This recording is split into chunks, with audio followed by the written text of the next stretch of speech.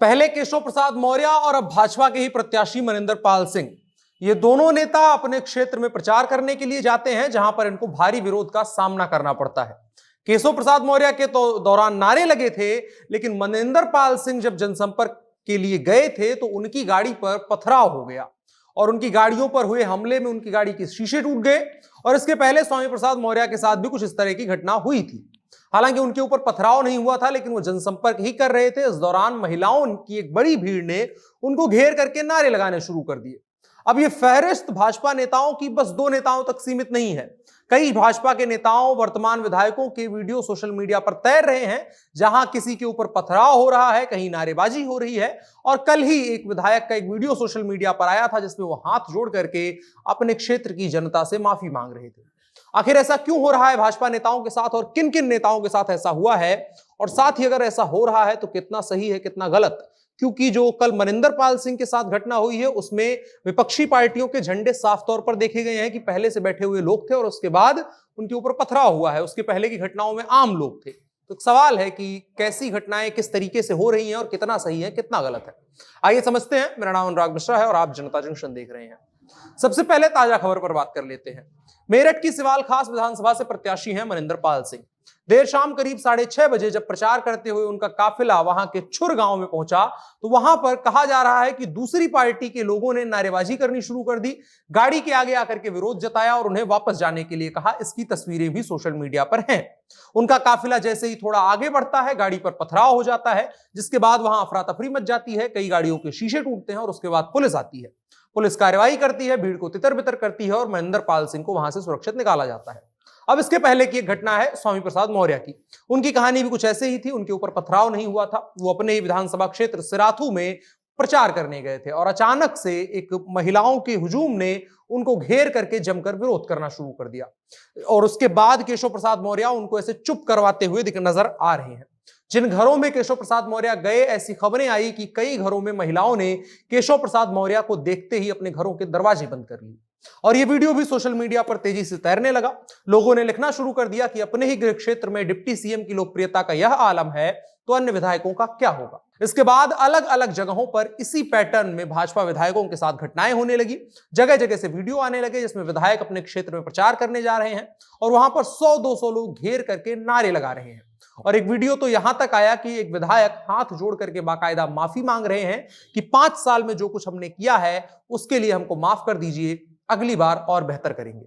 अब सवाल है कि जो भारतीय जनता पार्टी 300 प्लस के नारे के साथ चल रही है, उनके विधायकों को अगर जमीन पर जाकर के यह कहना पड़ रहा है कि 5 साल में जो हमने किया उसमें कुछ गलतियां रह गई थी, उसके लिए माफी चाहते हैं, अगली बार मौका मिलेगा तो बेहतर करेंगे, तो क्या जनता उनको अगला मौका देगी? इस सवाल से कमोबेश भाजपा के नेता भी रूबरू होंगे। उनको भी अंदाजा होगा कि जब इस तरह की घटनाएं हो रही हैं उससे एक तरह से हमारी पार्टी के विरोध में ही माहौल बन रहा है और वो जमीन पर नजर भी आ रहा है। और यह सवाल लगातार भाजपा के अंदर गूंज रहा होगा, इस पर मंथन हो रहा होगा। भले ही भाजपा के नेता बाहर बाहर कुछ नहीं कह रहे हैं, सब चीज ठीक बता रहे हैं, जीतने का दावा कर रहे हैं, लेकिन अंदर ही अंदर यह सवाल घूम रहा है कि अगर जमीन पर हमारे विधायक और डिप्टी सीएम तक पूरी तरह से विरोध झेल रहे हैं तो क्या सच में जो आंकड़े हमें एग्जिट पोल में दिखाए जा रहे हैं या भारतीय जनता पार्टी के नेता जो मंचों से दावे कर रहे हैं, सोशल मीडिया पर दावे कर रहे हैं कि अब की बार 300 पार का नारा लगेगा, तो वो क्या जमीनी हकीकत में बदल पाएगा? अब सबसे पहले इस घटना का देख लेते हैं बेल्ट कौन सा है। पहले 2 चरण में चुनाव है पश्चिमी उत्तर प्रदेश में, जहां भारतीय जनता पार्टी 2017 में लगभग क्लीन स्वीप कर चुकी है। अब वो घटनाएं उसी इलाके से हो रही हैं, पश्चिमी उत्तर प्रदेश से हो रही हैं। तो क्या वजह है पश्चिमी उत्तर प्रदेश में भाजपा के नेताओं की इस कदर विरोध की?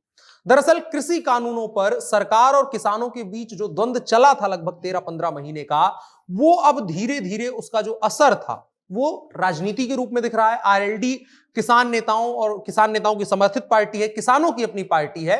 तो उन दोनों का जो गठजोड़ मिल रहा है, उसके बाद भारतीय जनता पार्टी के जो अपने स्थानीय जनप्रतिनिधि हैं, जिनको भाजपा इस मकसद से भेज रही है कि जो कृषि कानूनों के दरमियान हुआ उस पर हमारी मंशा को बताया जा सके और एक तरीके से अपने आप को जस्टिफाई करने के लिए वो लोग भेज रहे हैं। लेकिन सामने जो लोग बैठे हुए हैं उन्होंने 13 से 15 महीने का संघर्ष किया है दिल्ली के बॉर्डर पर सरकार के खिलाफ बैठ करके किया है, और उस दरमियान सरकार ने उनको जो कुछ भी कहा किया जा सकता था उनके साथ वो किया है। उनको देशद्रोही, आतंकवादी, खालिस्तानी समेत जितना भी कुछ आरोप लगाया जा सकता था वो लगाया गया है।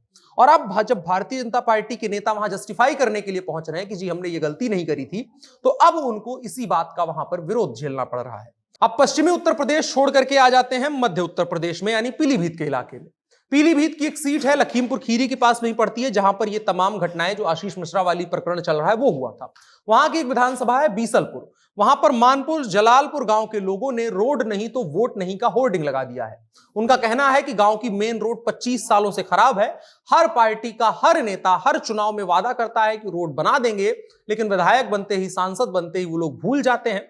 उत्तर प्रदेश में इस बार विधानसभा चुनाव है, नेता वोट के लिए विधानसभा क्षेत्रों में आ रहे हैं। उनका कहना है कि हमारे भी क्षेत्र में आएंगे, उनको हम यही होर्डिंग दिखाएंगे कि सर देखिए, अगर इस पर काम करेंगे तो आपको वोट मिलेगा, नहीं तो नहीं मिलेगा। अब इसके अलावा भी अगर आप घूमते निकल जाएंगे पूरे उत्तर प्रदेश में, तो लगातार ये सवाल अलग अलग जगहों पर, चाहे वो अमेठी का इलाका आप देख लें, चाहे अब इधर केशव प्रसाद मौर्य का इलाका सिराथू देख लें, मिर्जापुर से अपना दल की सांसद हैं जो कि तगड़े ढंग से जीती थी अनुप्रिया पटेल, उनकी इलाके के विधानसभा क्षेत्रों को देख लें।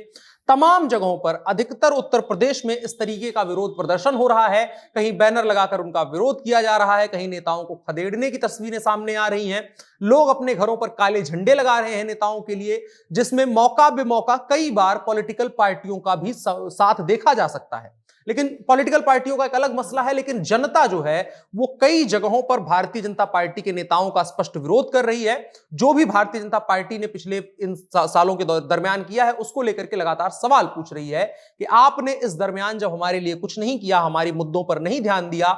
उत्तर प्रदेश में तमाम मुद्दे हैं, चाहे वो सड़क का हो, उसके अलावा खेती से जुड़े तमाम मुद्दे हैं, जो बैल और सांड वाली जो समस्या है वो सबसे ज्यादा है। और इन तमाम चीजों के मद्देनजर जब विधानसभा में किसी भी भारतीय जनता पार्टी का कोई भी नेता जा रहा है तो उसको इस तरीके से विरोध झेलना पड़ रहा है। और ये आज का नहीं है, एक साल पहले याद करिए, केंद्रीय मंत्री, पश्चिमी उत्तर प्रदेश में प्रभारी माने जाते हैं, भारतीय जनता पार्टी के बड़े नेता हैं संजीव बलियान, उनको एक साल पहले भी इस तरह का विरोध झेलना शुरू हो गया था, उस तरीके का विरोध उनका होना शुरू हो गया था। तो भारतीय जनता पार्टी को तभी से समझ में आ जाना था कि जब भी हम क्षेत्र में जाएंगे वोट मांगने के लिए, अगर संजीव बलियान जैसे नेता, जिनको कहा जाता है खाप पंचायतों में, चौधरियों की पंचायत में संजीव बलियान की चलती है, उनको इस कदर विरोध झेलना पड़ सकता है, तो बाकी भाजपा नेताओं की क्या बिसात है। आने वाले दिनों में ऐसी तस्वीरें और भी आनी शुरू होंगी, जहां पर अलग अलग पार्टियों के और खास करके सत्तारूढ़ पार्टी के नेता जाएंगे जमीन पर और उनके साथ इस तरह की घटनाएं होंगी। अब आखिरी सवाल है कि गलत है क्या, सही है क्या, वो आपकी राय है, वो जनता की राय है। हमें समझ इतना आता है कि अगर उसमें पॉलिटिकल पार्टियों का साथ मिलता है तो एक तरीके का वो गलत होता है। अगर जनता का वो विरोध है तो उसको भारतीय जनता पार्टी या किसी भी पार्टी को एड्रेस करना चाहिए और उनको ये चीज समझनी चाहिए कि अगर जनता विरोध कर रही है तो समस्या गंभीर है। फिलहाल के लिए इतना ही। इस वीडियो को साझा करिए। मेरा नाम अनुराग मिश्रा है और आप जनता जंक्शन देख रहे हैं। कैमरे पर मेरे साथ ओम प्रकाश हैं। शुक्रिया।